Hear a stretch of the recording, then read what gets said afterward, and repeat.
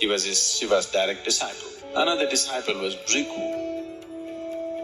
Bhrigu became intensely devout about Shiva that he became very feminine, because devotion is feminine.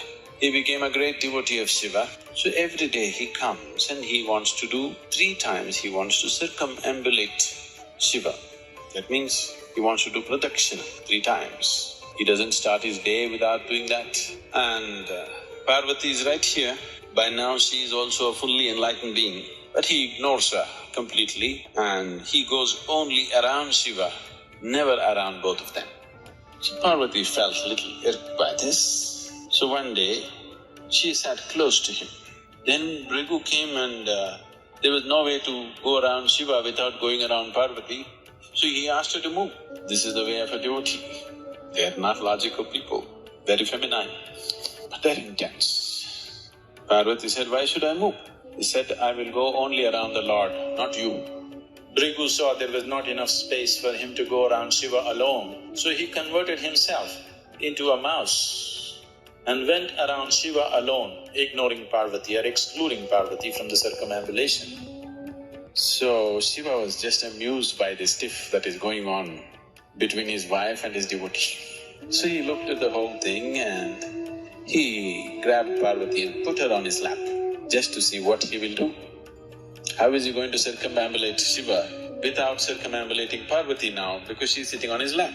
Then Bhrigu transformed himself into a bird and went around just Shiva. And Shiva was completely amused by this devotion, very pleased and also amused by the way the devotee is expressing himself and the way Parvati is getting fired up because of this discrimination. So Shiva said, "Okay, let's see what you will do." And he just merged her into a part of himself. Shiva has become half Parvati and half woman, half man. This is half man, half woman.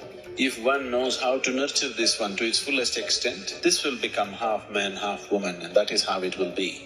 So this is called Arthanaari, where he is half man and half woman. So he made her a part of himself, just to see what the devotee will do. Now Bhrigu made himself into a bee and went around only the right leg. So Shiva and Parvati, both of them laughed and they said, "This is not a man. He's too feminine. What he's dedicated to is everything to him. He's blind to everything else." So he just buzzed around the right leg, refusing to go around the left leg because this is Parvati.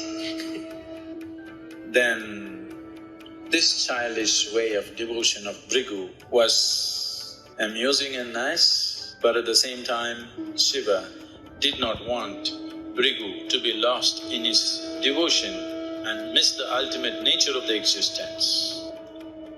So he got into the yogic posture of Siddhasana, where there was no way for him to circumambulate his leg or any other part of his body. If he has to do it, he has to do it for both these principles of feminine and masculine.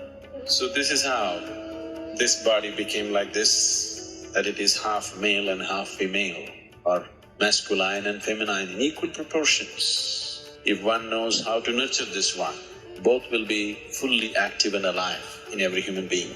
If we let these 2 parts of us reverberate as intensely as the other, each one of us can be a 100% man and 100% woman within ourselves. The whole science of yoga is based on this, that you should not miss either the masculine or the feminine in you, because any one of them will be a lopsided